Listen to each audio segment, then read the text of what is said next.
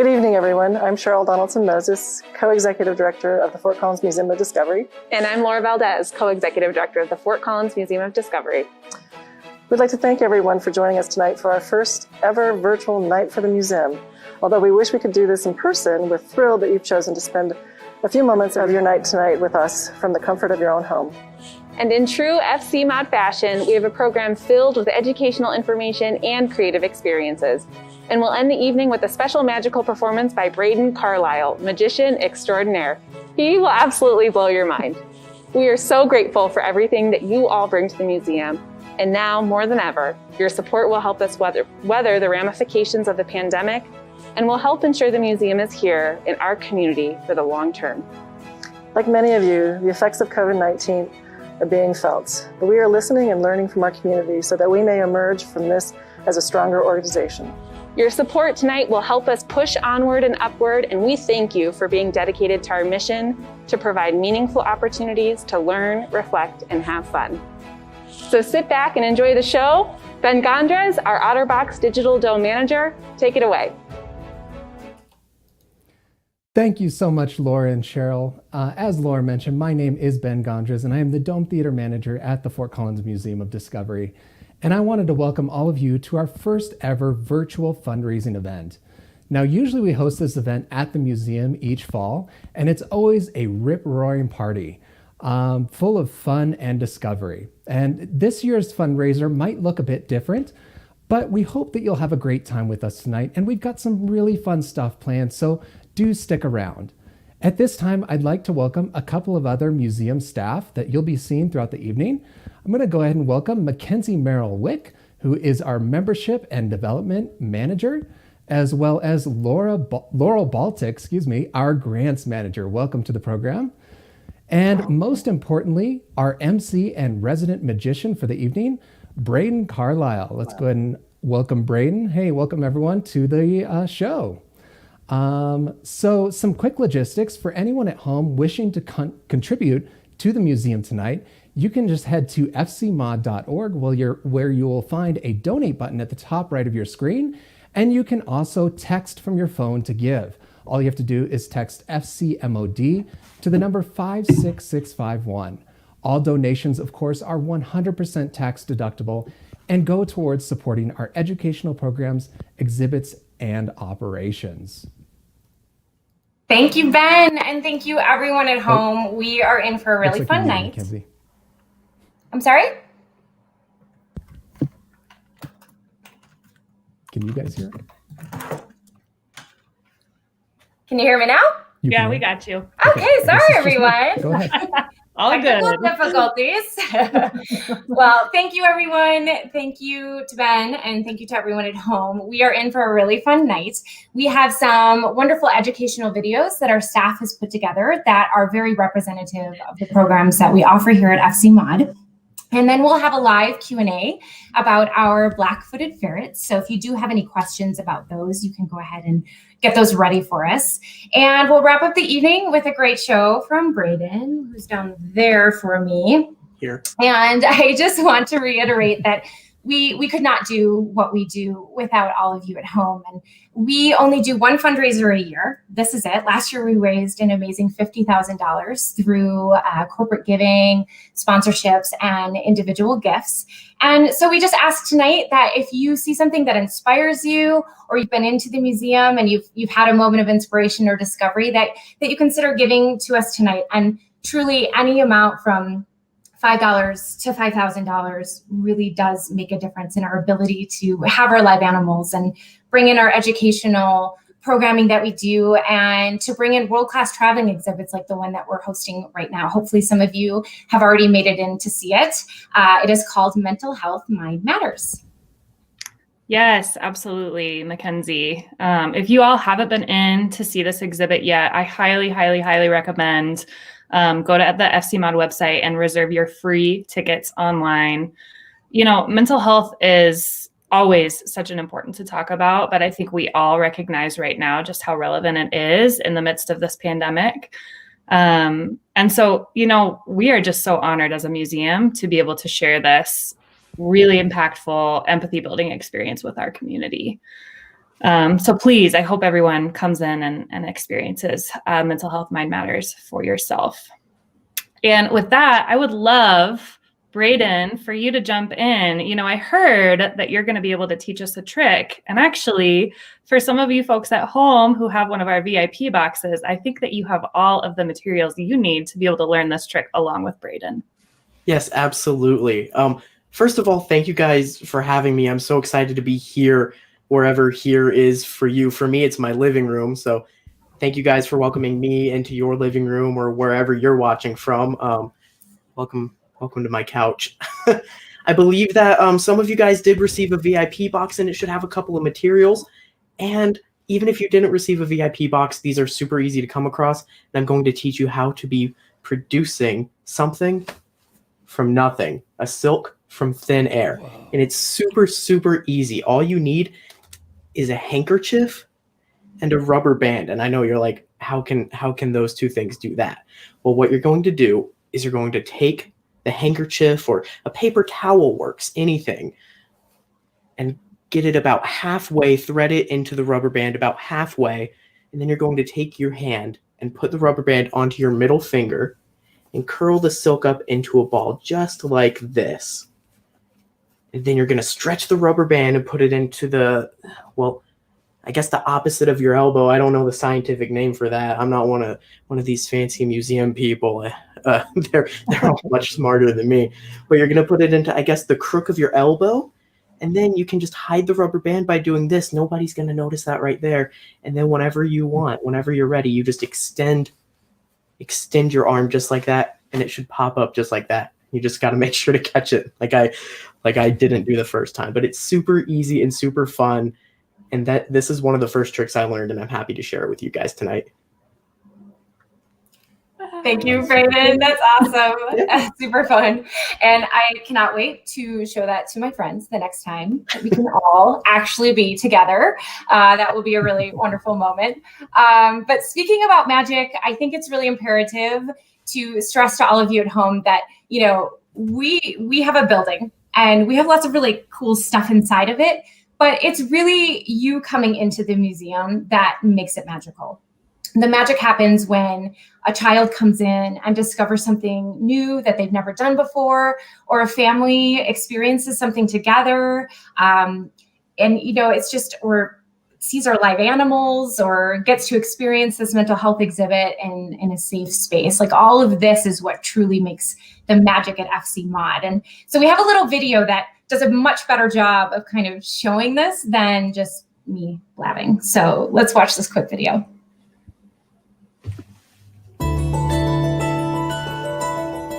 A spark, a light, that exact moment when a new idea forms and the world becomes just a touch more colorful.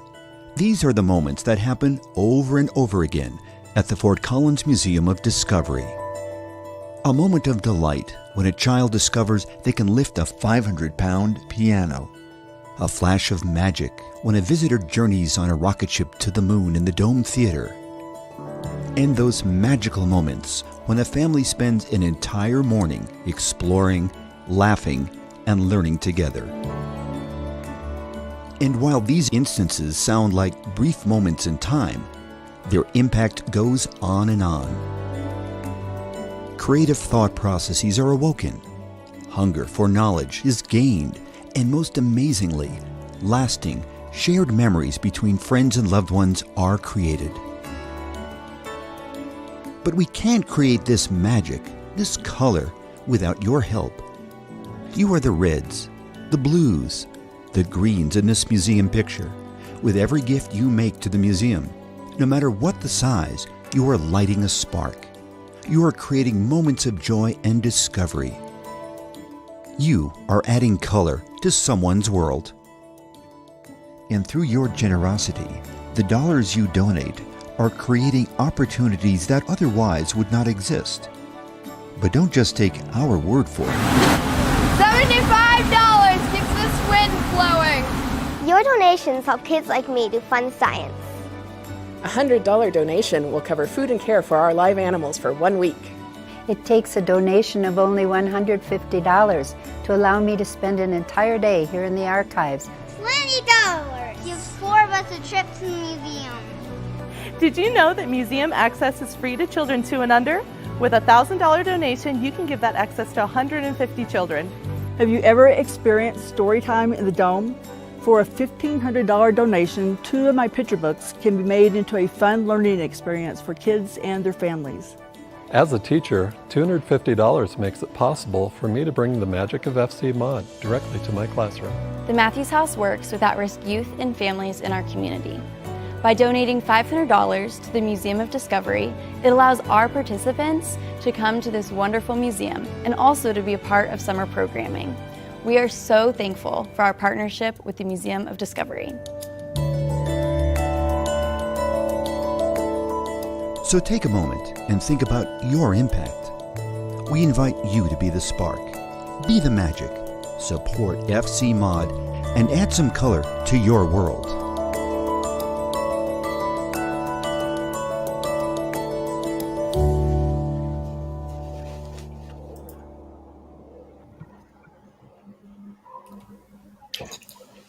Hey.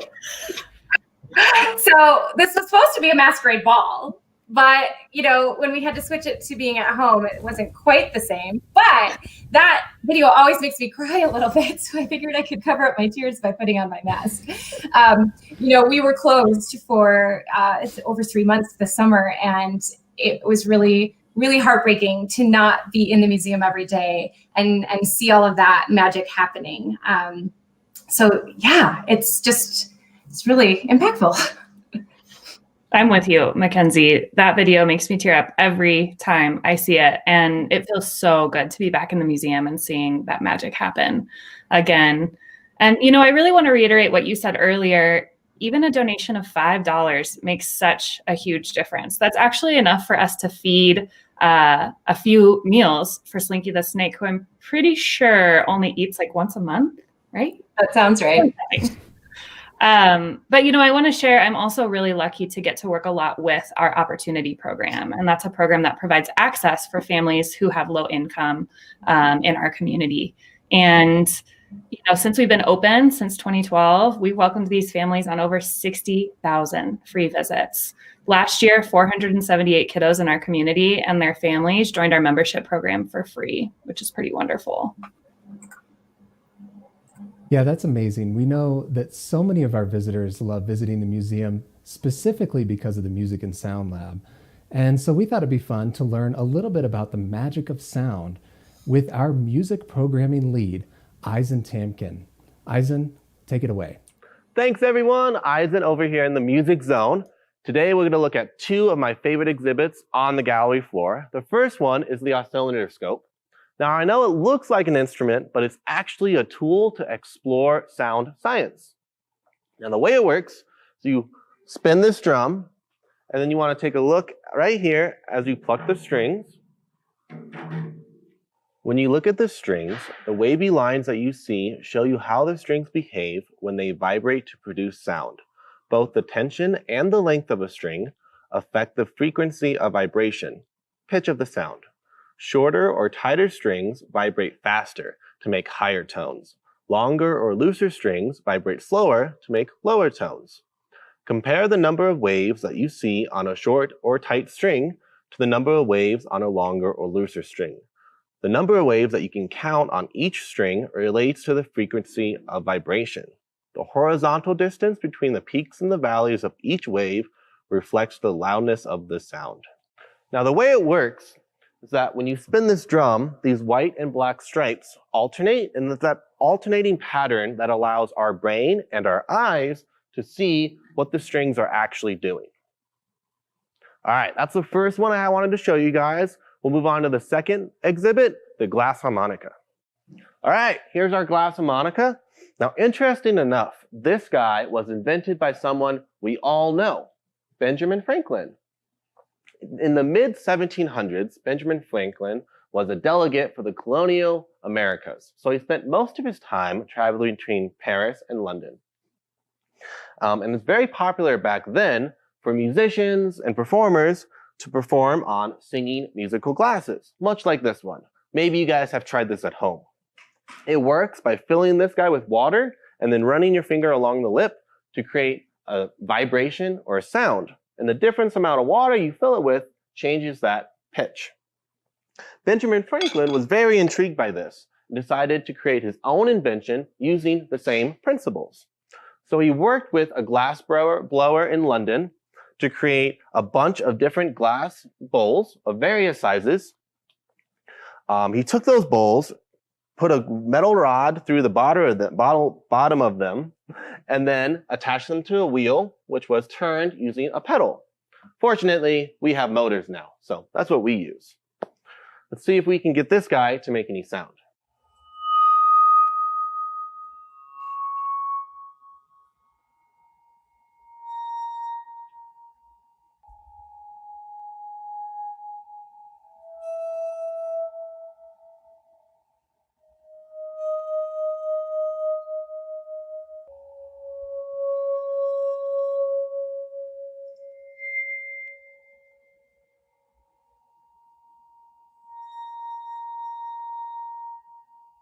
Now, the glass harmonica became one of the most celebrated instruments of the 18th century. However, by 1820, it had almost fallen out of use. No one was using it. And it's believed it is caused by several weird instances during performances of the glass harmonica.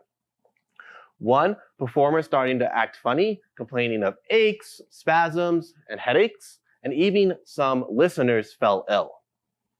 They're not exactly sure why these would occur during performances, but there are two theories. The first one is that the eerie, high-pitched sound the glass harmonica creates affects our brain in odd ways. The second idea is that back then, performers would paint the bowls a bunch of different colors to tell what they were, what bowls sounded what. Now, back then, it was very popular to put lead in paints, and as we know now, lead poisoning is not so great for us. So those are two reasons why they think the glass harmonica fell out of favor. Benjamin Franklin, however, continued playing his for the rest of his life. And by the end of his life, they had made over 5,000 glass harmonicas. Pretty amazing. And he never patented any of them. In fact, he believed you shouldn't patent your inventions at all. And here's a great quote that I love by Benjamin Franklin. As we enjoy great advantages from inventions of others, we should be glad of an opportunity to serve others by any invention of ours. And this we should do freely and generously. Thank you all so much for watching this deep dive into two of my favorite exhibits here on the gallery floor. And thank you so much for everything you do for the museum. It would not be the same without any of you. That is wild. I didn't even know glass harmonicas were a thing. Learning about that was super cool, but I want to try to show you guys something pretty cool too of my own. I don't have a glass harmonica. I wish I did. Trust me, I wish I did. But I do have some bubbles here, and if we try hard enough. Oh, they're going out of frame. Let me try one more time. Right here. Just like that, you can catch one. It's not a glass harmonica. It doesn't make a sound. But it's a glass bubble. That's pretty cool. Wow! What? That was so cool. That's very cool. I want my bubbles to turn into glass balls too. I know. It would be super cool. And guys, if you liked that, I'm going to be doing some more magic later on after we learn a bit more about the museum. But you can go to fcmod.org and there will be a link to donate right at the top of the screen. I believe you can donate right from Facebook as well, or you can text FCMOD to the number 56651. It's super easy to donate. Anything helps. Awesome. Thank you for that super cool trick, Braden. Absolutely. I feel like I want to learn magic. I do actually, though, think that maybe the museum has something that could top that. We are the home to our local archive and collections. I'm not sure if you knew this, Braden. This trove of treasures that we have is absolutely free to any member of the community. Yeah, and we're able to do that especially because of the support from community supporters like those of you who are here tonight. So we're so grateful for those donations.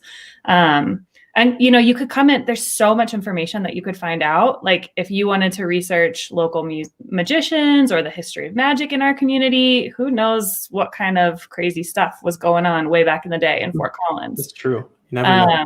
And so actually we want to share a great video with the two curators of our archive and collections next.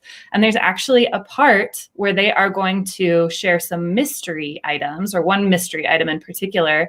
And those of you at home will have a chance to guess. And I gotta say, it's kind of challenging, but get your thinking caps on and put your ideas in the comments, and we'll see if anybody is able to guess it. And then we'll share the answer afterwards. But for now, let's hear from Linda and Leslie in just one moment.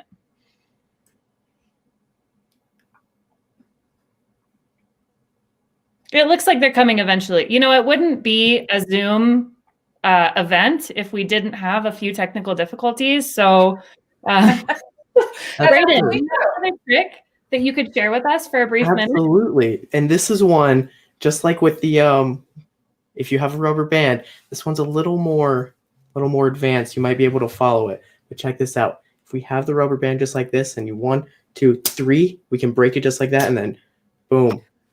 What? Put it right back together. I mean, rubber bands are pretty magic. I don't know if you guys knew about the rubber band's properties. I did that. No. I think we could have technical difficulties the rest of the night, so we could see. Oh gosh, what's around me? About that. Cool. Are we ready for that history magic video? Yes, let's do it. All right, let's do that. Hello, my name's Linda Moore, and I'm the collections curator. And I'm Leslie Struck, and I'm the curator of the archive here at Fort Collins Museum of Discovery.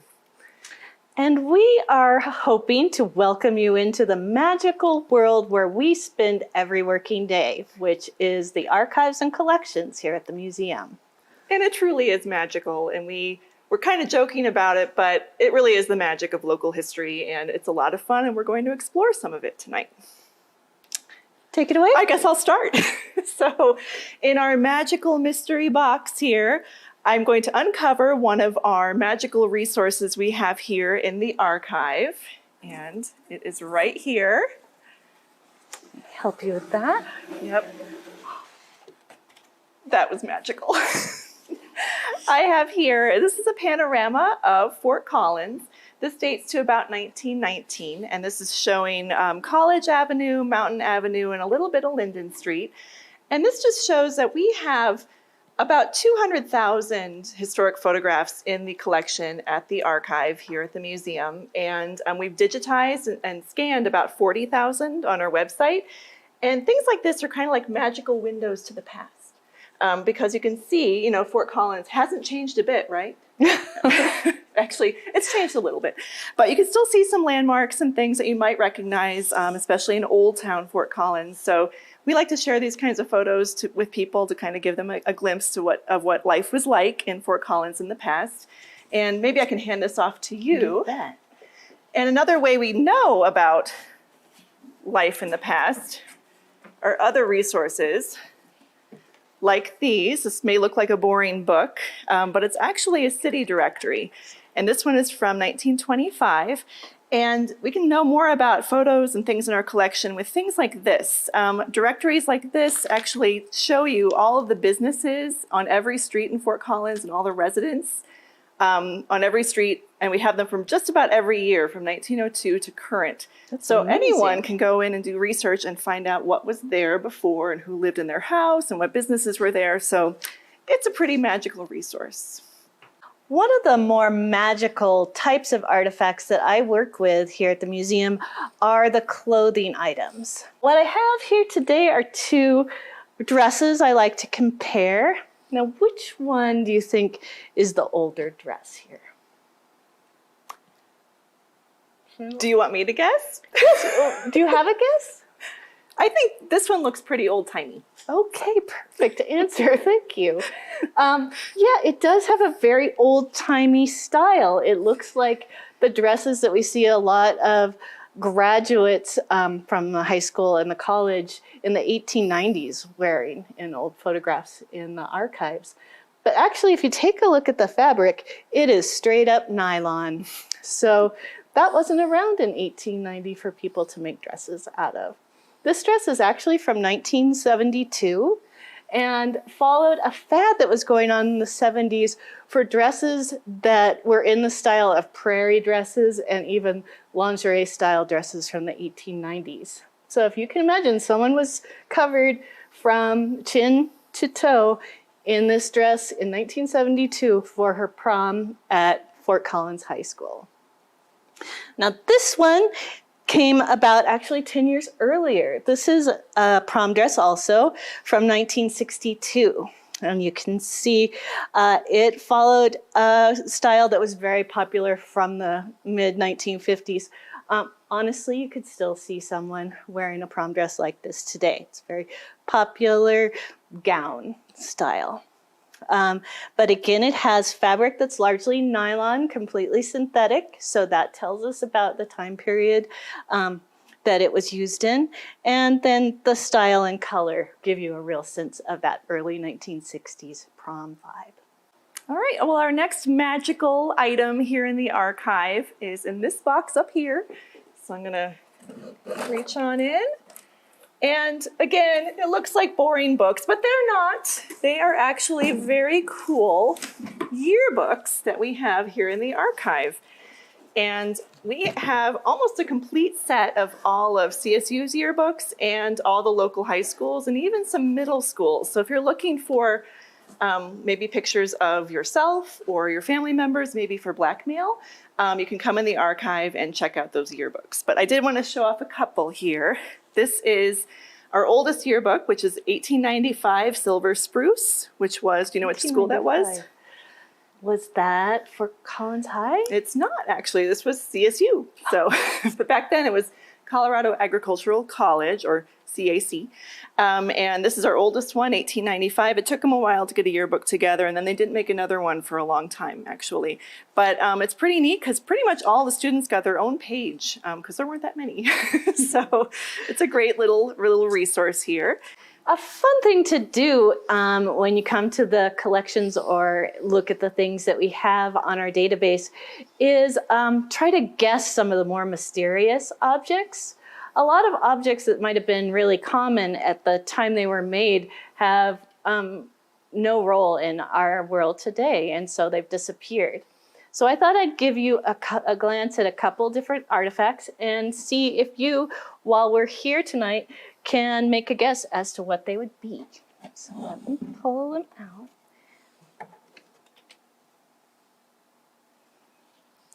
All right, now the first object, if I can just hold this up, this is a professional tool that would have been used by someone highly trained here in Fort Collins.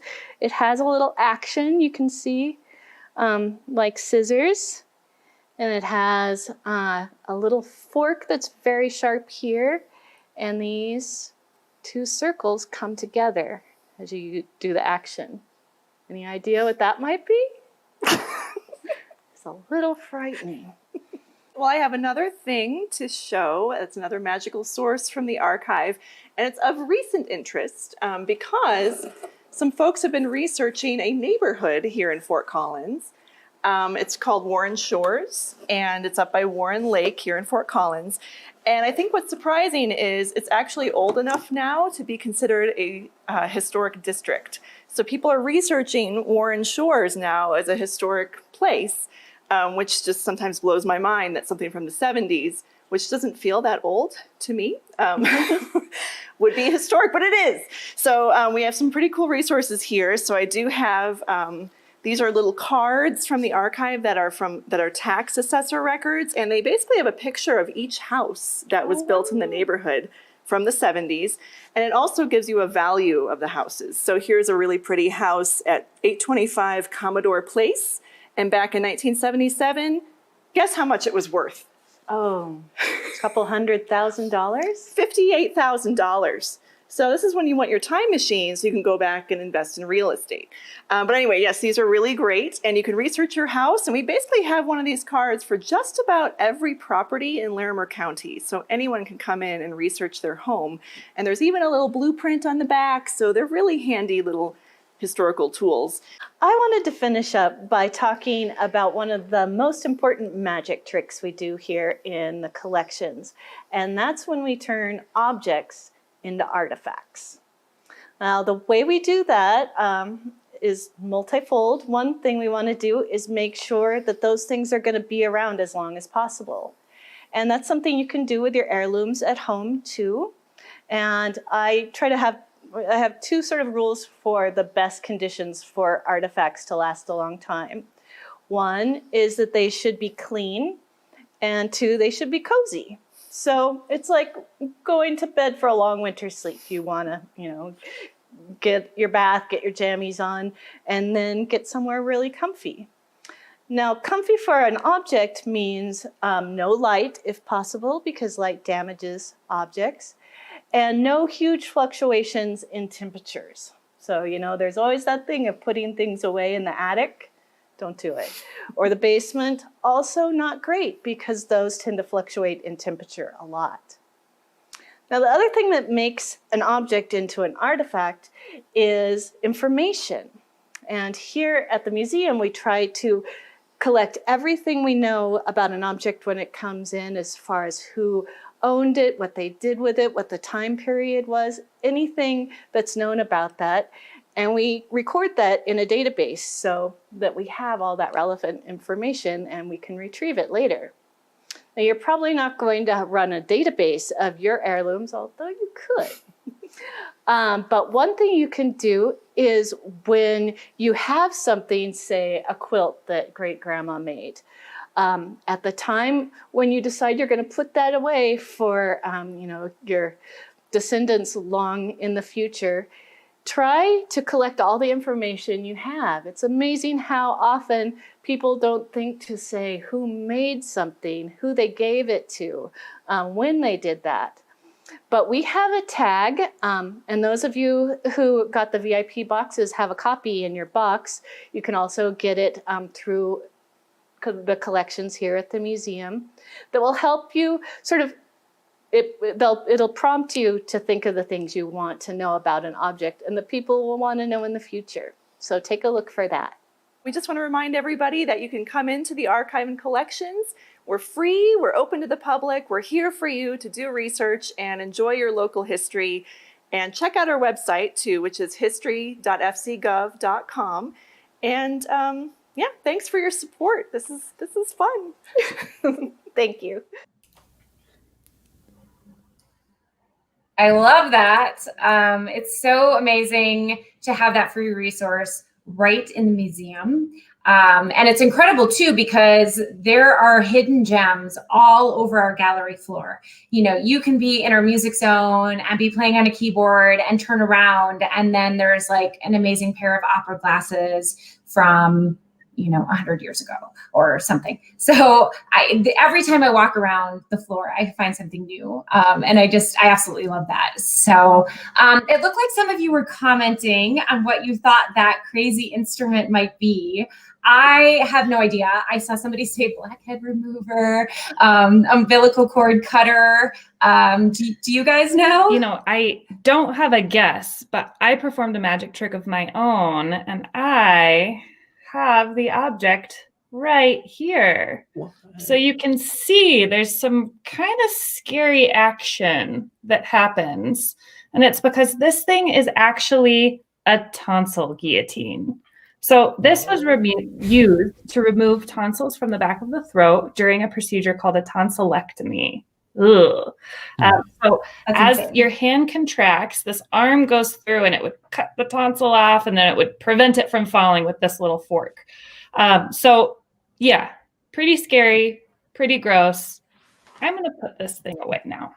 Yeah, that's wicked. I would not want that used on me. I don't have a tonsil guillotine with me like you do, but I do have a finger guillotine. Of course you do. Of course I do. Why wouldn't I? It's just, around the house.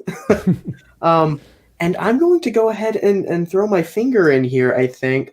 But if I'm risking life and limb, I think maybe if you're watching this, if you've got $1, anything helps. $1, $5, anything. fcmod.org or text FCMOD to 56651. I'm going to do this on the count of 3. 1, 2, 3, 4. That's called stalling, you guys. It's really scary. All right. I'm going to count down this time. 3, 2, 1. Just like that. Oh my gosh. It's so scary. Oh, wow. Whoa. Thank goodness. I was afraid we were going to have to call the ambulance. And honestly, Braden, I don't know your address, so we'd be in trouble. That's true. Oh my gosh. I mean, magicians are used to using like fake thumbs and stuff, so I would get used to it, but.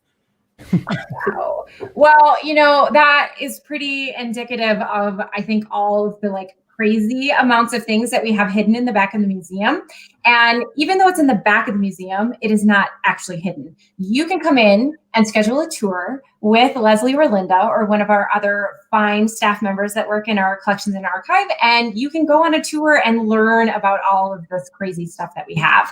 And we do try to get out and change some of the stuff on the gallery floor too, but really the best way to experience that is to come in and schedule your own tour.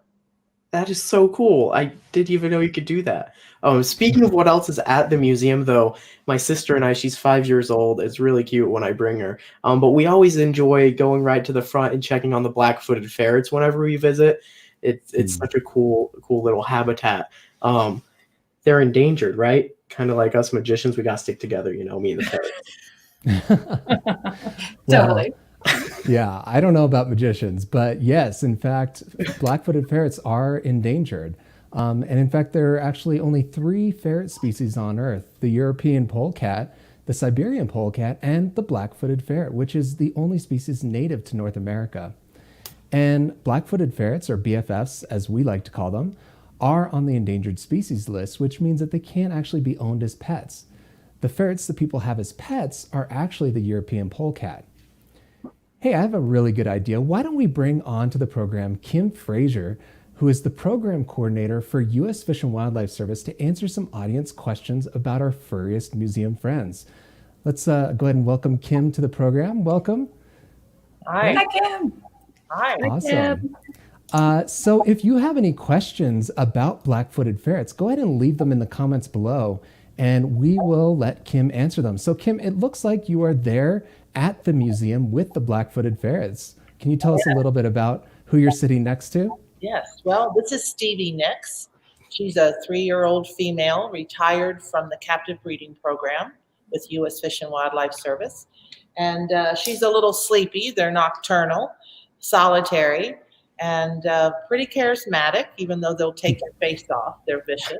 And you're right, they're one of the most endangered mammals in North America. And so the museum is quite fortunate to have this display that's considered the best ferret display in North America.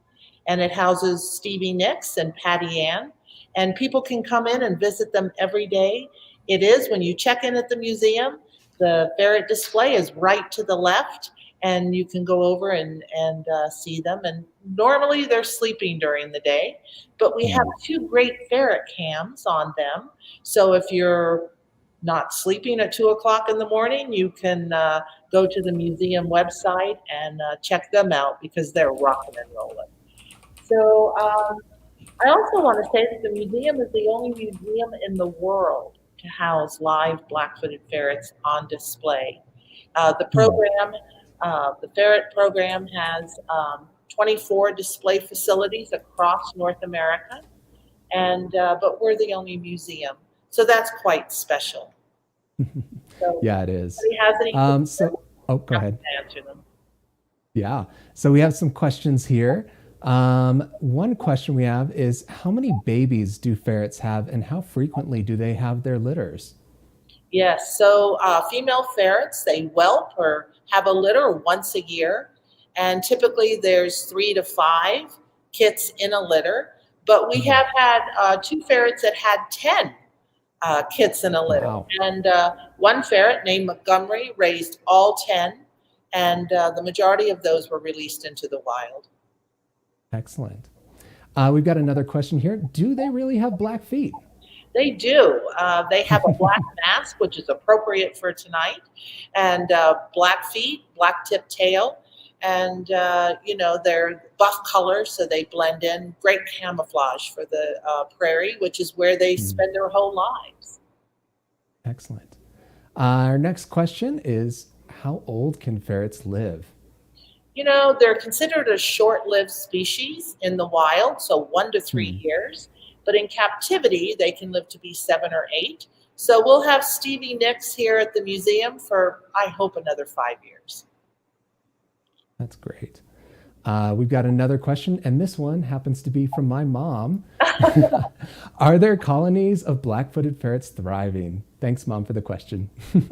Yes, there's 30 reintroduction sites from Canada to Mexico and 12 Western states. And some of the sites are doing well. One in particular is right in Denver at the Rocky Mountain Arsenal. You can go there, and those ferrets, typically being nocturnal and underground, you don't see them during the day, but those ferrets have been photographed sunning themselves. There was it's part of nature, but recently someone captured a bald eagle that had a ferret in its talons as it was flying across the sky. So we don't like to say we're excited about it, but it was a pretty exciting photograph for us to see. That is super cool. Let's see, we've got another question, and you might have to interpret this one, but are ferrets nosy? Are they nosy? They are. Mustelids, they're in the mustelid family, so that includes badgers and wolverines and minks and otter. That family has a lot of hair, big sharp teeth, and a bad boy on the block attitude. But they're also curious. And so, yes, even in the wild, you can get pretty close to wild black-footed ferrets. They just want to check you out and see what you're doing. So, yes, they are. They are nosy. Excellent. Well, I think we've got time for a couple more questions, but if you do have any more questions about the black-footed ferrets, you can always come into the museum and see them for yourself. And we do actually have live programs with the black-footed ferrets. I think, are we doing live feedings these days, Kim? We'd like to start those back up, on a Saturday afternoon. You can come and, there's a ferret program, short program, and then we feed them. And, in the wild, 90% of their diet is prairie dog, but in captivity, we feed them some type of rodent. And black-footed ferrets, for the kids out there, they clean their plate. They consume the whole carcass. They eat the bones, the eyes, the teeth, the skin, the claws. So kids, when you clean your plate, you can be a black-footed ferret. But it would be great to start those feedings back up. People enjoy them, and to hear the bones crunching and see the ferrets enjoying them. Nature at its finest. Nature. Let's see. I think this might be our last question, but this one might be kind of fun because I'm hoping maybe you can demonstrate for us. But do ferrets make sounds? They do. They have a chatter and a bark, and they even hiss underground. But Stevie Nicks is a little quiet right now, so probably not. But if we have a program and you come in, they will chatter at us. So, yes. Excellent. Well, I think that's about all the time we have for questions. But once again, for everyone out there watching, feel free to come in anytime. Shoot us a Facebook message if you have more specific questions, and we'd love to get you connected and get you some answers to those questions about our wonderful black-footed ferrets. So thank you, Kim, for being on the program tonight and for answering questions and for bringing along your very special friend there. Awesome. Well, have a good night. We'll see you later, Kim. Bye. Bye. Hey, Kim. Thanks, Kim. I feel kind of jealous that she gets to hang out with Stevie Nicks tonight. I love visiting Stevie Nicks and Patty Ann every time I'm at the museum. And I just love, something the museum does really, really well is share about the biodiversity of our region, the unique biodiversity of where we live, and our connection to every part of the environment. And it reminds me that we also are really connected to our community. And we've got some folks who have been great supporters of us that we need to thank. So I want to give a huge shout out to the sponsors of tonight's event. Thank you so much to HP, Fiona's Delicatessen, Wilkins Charitable Trust, Odell Brewing, KUNC and 105.5 The Colorado Sound, Bohemian Foundation, Otter Cares Foundation, RLR, and Elevations Credit Union. Man, what a list. We are so, so, so grateful for you. Thank you. We are very grateful. And, you know, it's really cool that we have the ferrets. They're awesome. But in the back of the museum, we have a whole another section full of live animals. In fact, we have 23 different species of animals, including our fancy rats, which I just love that name because, you know, rats usually go like, ugh, but then they're fancy. They're fancy rats, and they're really actually quite cute. Slinky the snake, and we have our beehive that is doing really, really well. And so if any of you at home do have a favorite animal of any of the ones that we have, feel free to comment. We love kind of seeing which different animals people love to come in and see. I love the frogs. I think they're my absolute favorite. And I think we did mention it costs about $100 to feed and care for our live animals for 1 week. So those donations that you guys make at home, they really do impact our ability to have this awesome section in the museum with our creepy crawlies and our live critters and all of that for our guests to come and see. Or honestly, not see. I gotta be honest, that assassin bug kind of freaks me out. Yeah, the assassin bug is weird. And do you guys remember when one got delivered to the museum and there was an email sent out that was like, do not open the box? And I think that happened with a scorpion too. And it just, yeah, it felt like that. The loading dock bay was, do not go back there because there might be an assassin bug. But we are going to hear now from our live husbandry coordinator, Alexa Weaver. She's got a cute little video for us. Oh, hey, Alexa. Hi, Mackenzie. You look like you are totally ready for tonight's magical masquerade. I am. Let me see. I'm going to use my incredible deductive reasoning skills. You are wearing some very fine black and yellow. So I'm guessing that you are dressed as a honeybee. That is an excellent guess. I am trying to look like a honeybee.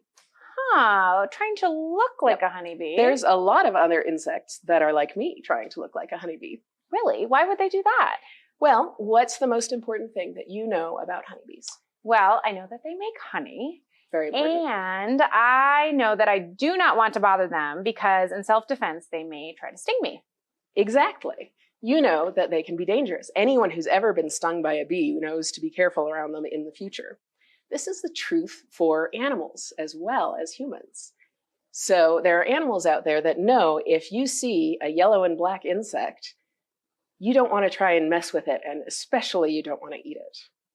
Huh, interesting. Now, you said other bugs, not specifically a honeybee. So what exactly are you talking about? So when you see a insect that is yellow and black, you're going to assume that it's a bee, right? I am.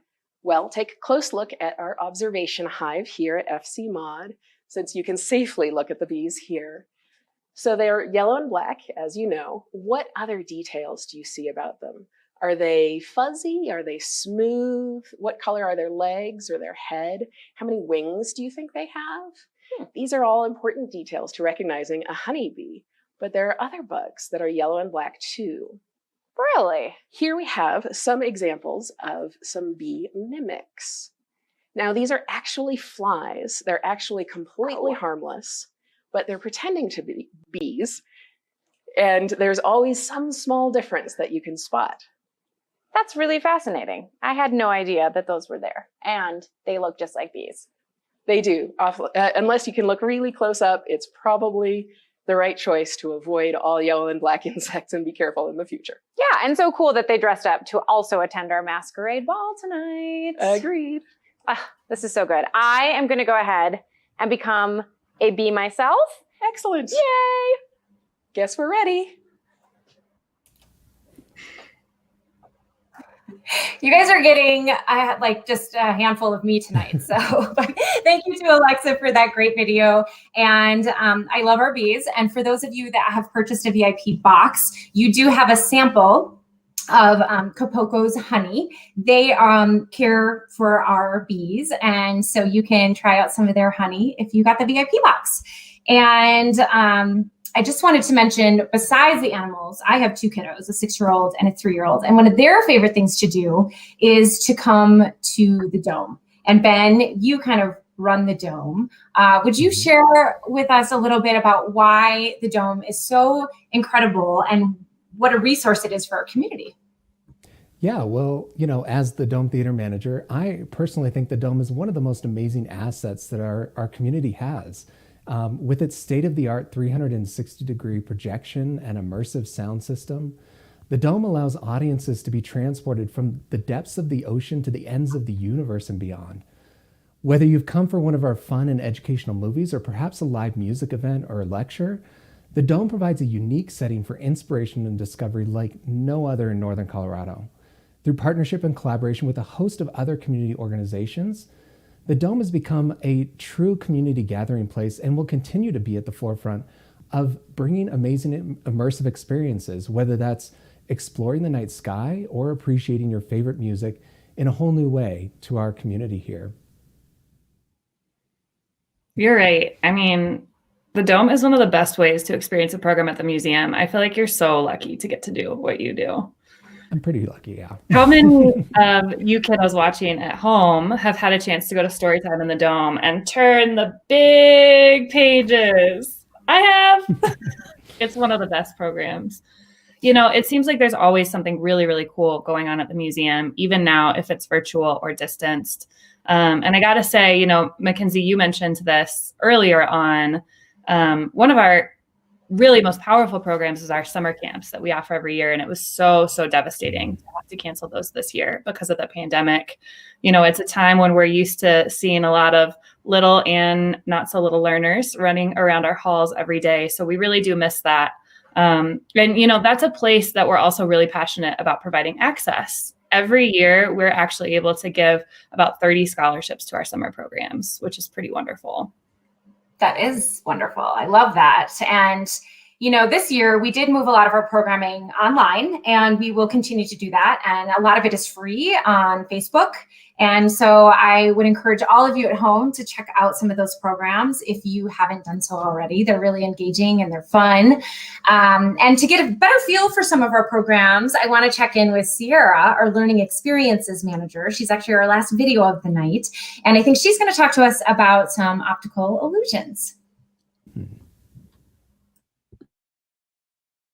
Thanks so much, Mackenzie. Like she said, my name is Sierra, and I am so excited to be here with you for Night for the Museum to talk to you about something pretty cool that our brains and eyes do together. Have you ever heard of an optical illusion? I bet you have. They're pretty fun, and we see them all the time. But what is an optical illusion? Optical illusions happen when your brain and your eyes have trouble communicating. Our eyes take in a lot of visual information, and then our brain has to process all that information so that we know what we're seeing. And sometimes what our eyes see and what our brain interprets aren't quite the same thing. Sometimes our eyes can play tricks on our brain, and our brain gets a little confused. And then we can see things that aren't really there, or see patterns and shapes moving that aren't really moving. And tonight, we're going to talk about 3 different ways that our vision affects the things that our brain thinks we see. The first type of vision we're going to talk about tonight is binocular vision. And that's the kind of vision that we humans have because we've got 2 eyes. And both of our eyes actually see slightly different views of the world. You can do this if you look straight ahead and cover your right eye or close it, and then do the same thing, but cover your left. And you can see that things are in slightly different positions depending on if you're looking out your left eye or your right eye. Now, this helps us out a lot because when we have both our eyes open, our brain takes the images from each one and maps them together. And that's how we can see in 3-dimensional space. So it actually helps us figure out where different things are. And when we reach forward to grab a coffee mug, well, we know where that mug is and can grab it. One of the easiest optical illusions that we can use to see how our binocular vision works is the floating finger illusion. You all want to try it with me? All right. Go ahead and hold your fingers together, just like this, in front of your face. The closer your fingers are to the bridge of your nose, the better your illusion is going to be. I have my fingers about 6 inches away from my face. Now, don't look at your fingers. Look at the wall behind them. And as you're keeping your focus at the wall behind your fingers, go ahead and slowly move them apart. You should see a floating third finger right there in the middle. Now, if you close your right eye, it'll disappear. And if you close your left eye, it'll disappear again. The floating finger is caused by your left eye and your right eye combining these two images in your brain. But because you're not focused on the fingers right in front of you, you're actually seeing the ghost of your left finger and the ghost of your right finger combined in the center of your vision. Pretty cool, huh? The second thing that creates optical illusions is called persistence of vision. Persistence of vision is actually pretty cool. It's the ability of our eyes to retain an image even after we have stopped seeing it. As it turns out, the images we see, they're kept around for a little bit. For 1/30th of a second, something we've looked at stays burned onto our retinas, and our brain can sometimes get confused if we move too quickly from one image to another. In fact, if we move things fast enough, if we look at things quickly enough, our brain can actually combine an image that we already saw with the one we're currently looking at. And so sometimes you can get some interesting movement if you're looking at objects that are moving too quickly. The best example of persistence of vision is actually something we all know and love: cartoons. When cartoons are drawn, they're not a perfect moving object. They're actually individual images. And because we string them together and play them really quickly, 24 frames per second, in fact, our brains just combine all these individual images into one moving video. Pretty cool, huh? You know, there's actually a way that you can explore this persistence of vision effect on your own at home. And that is with, well, let me just show you. This is called a thaumatrope, and it was a pretty popular toy in the 19th century. You can see that on each side, there's a different image. Pretty commonly, these have a bird on one side and a cage on the other, but mine has a cat and a box. Now remember, persistence of vision happens when our brain remembers an image we already looked at while we're looking at a new one. And that's exactly how this works, because it's a spinner. So the faster you spin it, the better chance you have of seeing both images combine into one. Let's see if we can get it to work.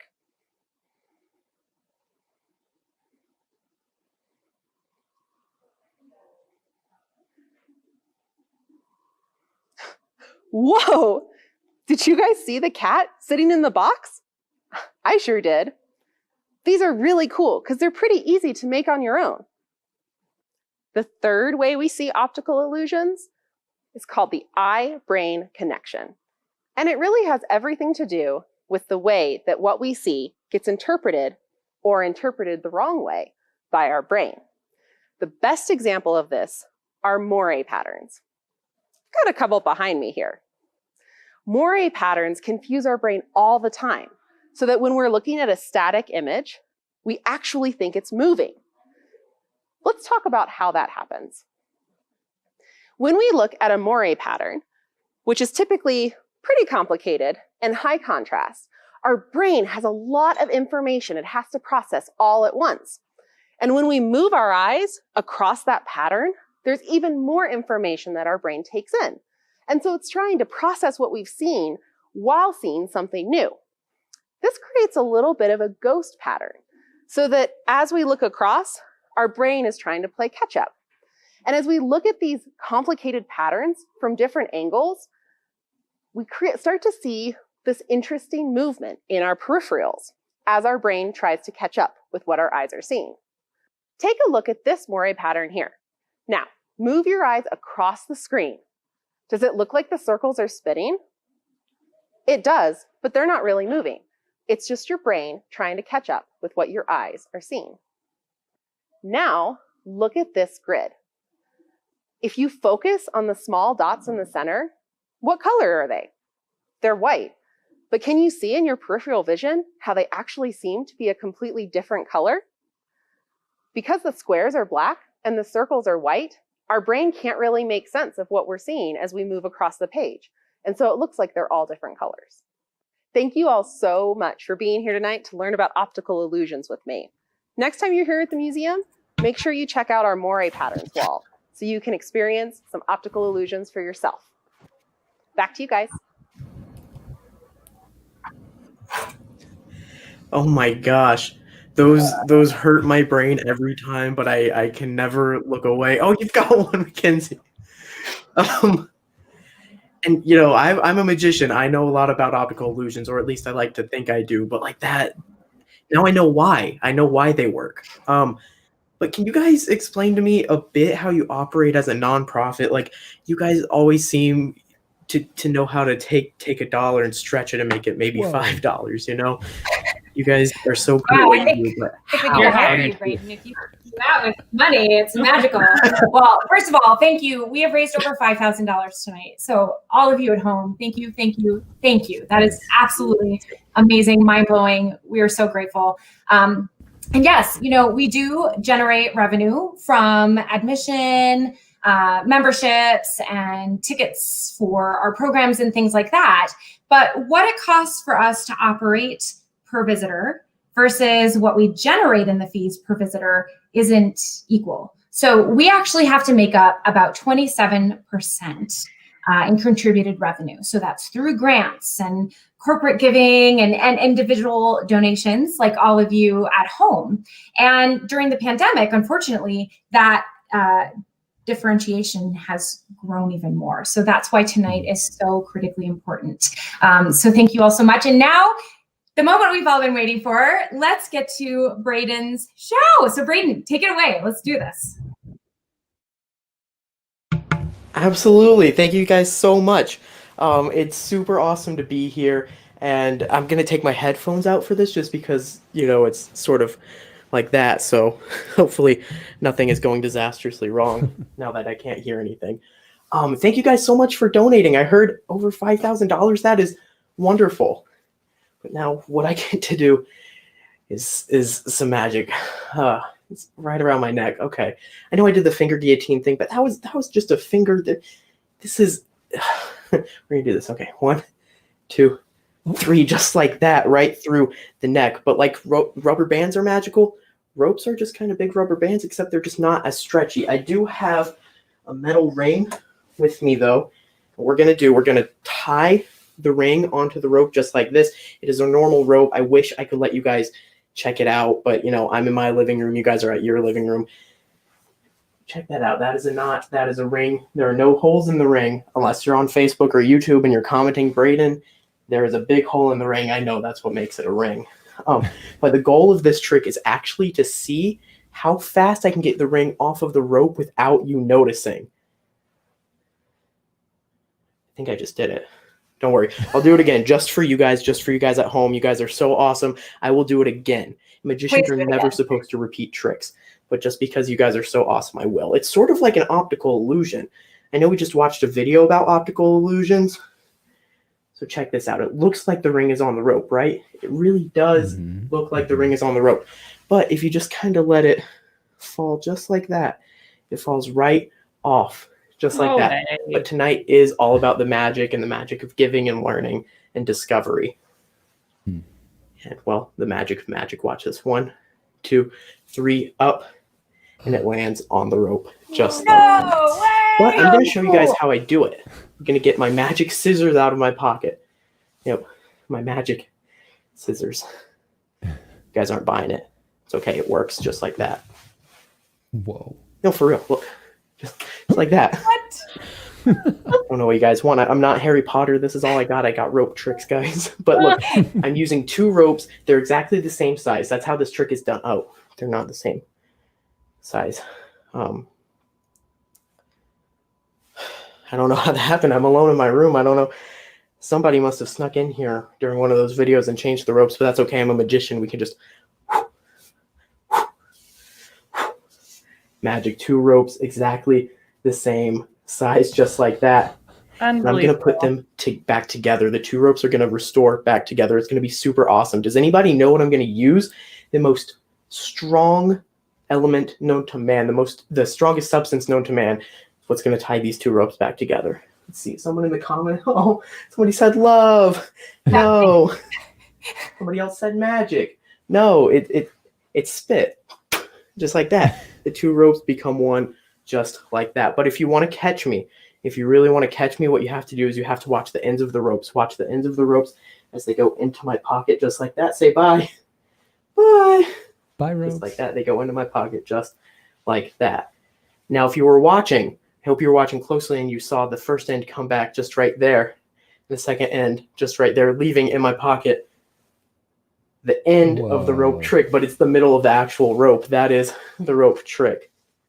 I hope you guys enjoyed that. Now I'm going to come in a little bit close. I want to show you guys some stuff that really is super fun to do, but I don't get to do it a lot in real life because they're great close-up tricks, but I normally perform a lot on stages.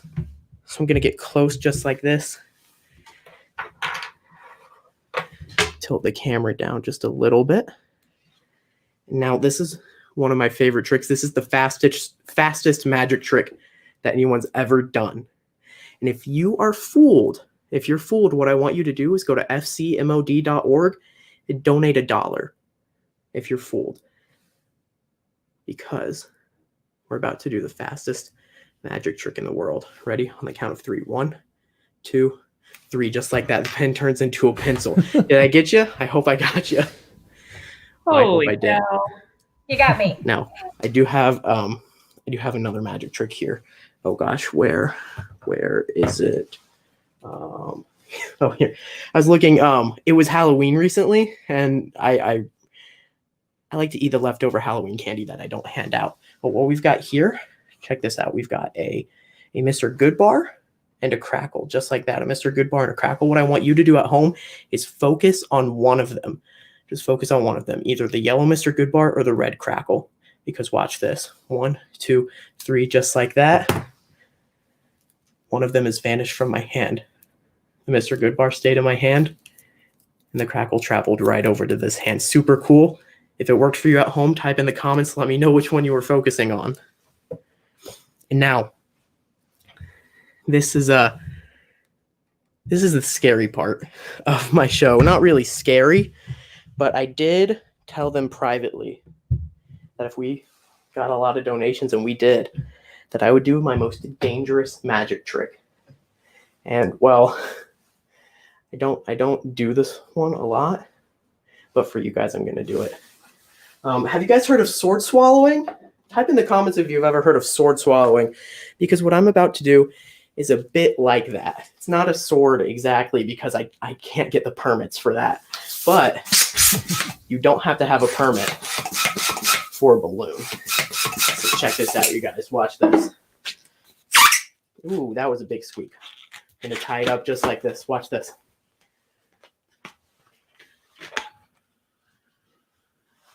Oh. Uh-huh.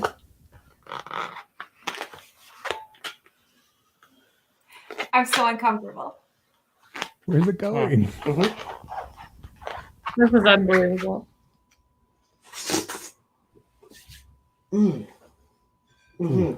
That can't be good. That's great.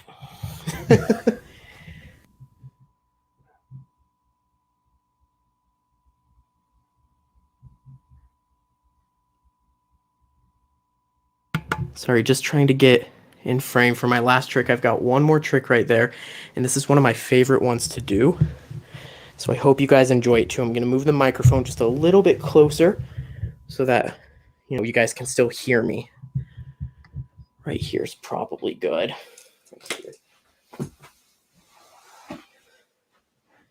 Oh, you know what? This one's right here too. Why don't I show you guys this one? This one is pretty cool. Check it out. These cards, they're not in order. I don't know if you can see that. This is the Queen of Diamonds. This is the 8 of Diamonds. Right here, this is the King of Diamonds. They're not in order at all. But it's just a wave of a handkerchief just like that. Check this out. Ace, 2, 3, 4, 5, 6, 7, 8, 9, 10, Jack, Queen, King, right in order, just like that. Amazing. Now, this is a trick that uses 2 tubes, a glass, and a bottle. It is known as the glass and bottle trick, and I'm so excited to share it with you guys tonight. The goal of this trick is to take the glass, we're going to put it on this side of the table, and we're going to take the bottle and put it on this side of the table. We're going to cover them with the 2 tubes, and the glass and the bottle are going to completely switch places. It's going to be awesome. All right, but first you have to make sure the glass is as far from the bottle as the bottle is from the glass. Just making sure you guys are still with me. I know that doesn't make any sense. All right, so what we're going to do is we're going to cover the glass with the tube just like that. And now we're going to cover the bottle with the, oh my goodness. I'm so sorry. You guys were not supposed to see that. There is an extra bottle. I don't know why that, this is so unprofessional. Normally I leave that in my suitcase just in case one breaks. Sorry, yeah, I'm a little flustered. So we're going to put the tube over the bottle just like that. The glass is on this side. The bottle is on this side. On the count of 3, they will switch places. 1, 2, 3. They switched. They switched. I checked. Yes, they definitely switched. Making them switch places is the easy part. Making them go back is the harder part. But just like that, I am a magician. So they went back just like that. Ta-da! Wow. I should mention that this trick is a lot better if you've consumed what was inside the bottle. If you did that, the trick would look like this. Tube goes over the glass, tube goes over the bottle. They switch places just like that. But like I said, the hard part is making them switch back just like that. That is the glass and bottle trick. But the thing to remember is that the first tube number 1, always goes over the bottle. And tube number 2 always goes, oh my goodness. There's an extra bottle in there. I'm so Hold on. sorry that you guys had to see that. Tube number 2 always goes over the glass, and just like that, they switch places. And remember, the first tube always goes over the bottle. The second tube always I'm so sorry again. The bottle, I don't know where those keep coming from, but the second tube always goes over the glass, just like that. Ta-da! That is the glass and bottle trick. And I know what you're thinking. Do it again. I'm about to tell you that I cannot do that. Well, for you guys, I can do it again, but this time I'm only going to use one tube. The tube goes over the glass becomes a bottle, the tube goes over the bottle becomes a glass, but that's only possible if you have an extra bottle. The tube goes over the glass becomes a bottle, the bottle becomes the glass, but that's only possible if you have an extra bottle. Sometimes I don't even use a glass, I just have an extra bottle. Sometimes it's like that, another bottle, sometimes more bottles. Sometimes I actually use 2 glasses, sometimes I use 2 extra bottles, and that is the glass, bottle, and tube trick. Thank you so much. That is my show. I hope you guys thoroughly enjoyed it. You can go to fcmod.org to donate. You can donate on Facebook, or you can text FCMOD to 56651. Thank you guys so much for being here. That is my show. Thank you guys. Thank you, Braden. So basically, I think anyone at home should invite Braden to any party because he can make alcohol multiply and he can make dollars multiply. So Braden, you're like everyone's favorite person. Now, we are getting a question quite a bit. Where did the balloon go? That is between myself and my doctor. Okay. And yes. Well, are you familiar with balloon animals? Balloons. Are you familiar with balloon animals? Mm-hmm. Sometimes it comes out as a poodle.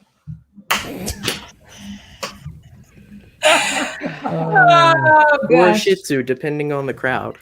That's so great. Oh, thank you so much, Braden. And honestly, we are going to have you back in the museum sometime to just do a full-on magic show because you are absolutely incredible. Thank you for spending your evening with us. Absolutely. And- Thank you guys for having me. And thank everybody who's watching for being here. Yes, absolutely. Thank you at home. Thank you for inspiring all of us. And thank you for believing in our mission and your belief in discovery. And we're just so incredibly grateful for your support and for spending some time with us tonight. And you can contribute anytime on our website, and you can continue to text. And again, thank you guys, and have a great night.